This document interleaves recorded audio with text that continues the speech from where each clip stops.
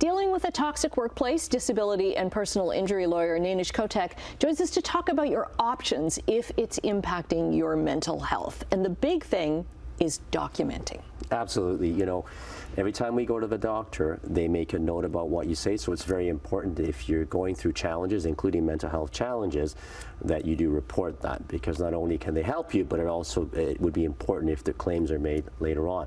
Look, toxic workplace, it's a big issue for many people. And essentially, these are places of work marked by significant interpersonal conflict, and usually it tends to be an office environment. Some of the telltale signs include bullying, rumors and gossip where you're sort of a target of that, and also really if the expectations are entirely unreasonable in terms of what you need to get done. These are some of the common signs that you see, and when your concerns are simply ignored. And I often, advise people, look, the first step would be try to deal with the employer. If you're able to, talk to your supervisor. Now, the problem is if your supervisor is the person causing that, yeah. then maybe go to HR, and that kind of works in bigger corporations. But in where there's, where you're at banks and maybe it's kind of regimented, or a small employer, it may be difficult. There may not be a way to sort of lodge a complaint, and ultimately, then you may have to make that decision what course of action you're going to take.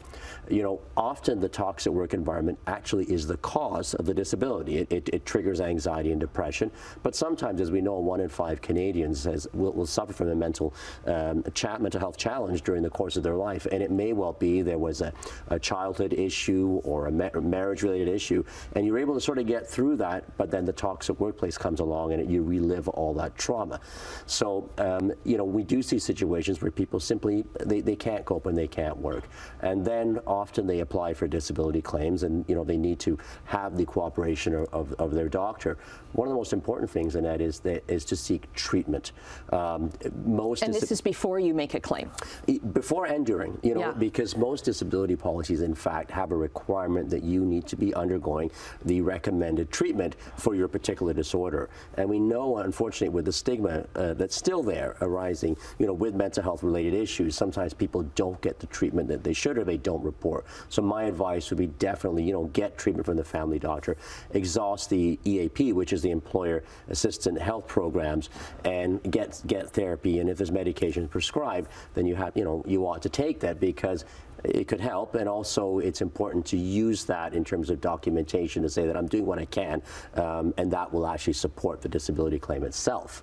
Okay, and you come in if that's denied. And we're seeing so many people, if you, during the pandemic, if you worked from home and realized, hey, that whole problem kind of disappeared, and now you're being asked to come back in. So you're seeing an increase in this. Absolutely. So yes, I would say during the pandemic, it was less prevalent. People, sort of worked at their own pace from home, and the interaction with others would be by emails and maybe the occasional Zoom call or phone call, right?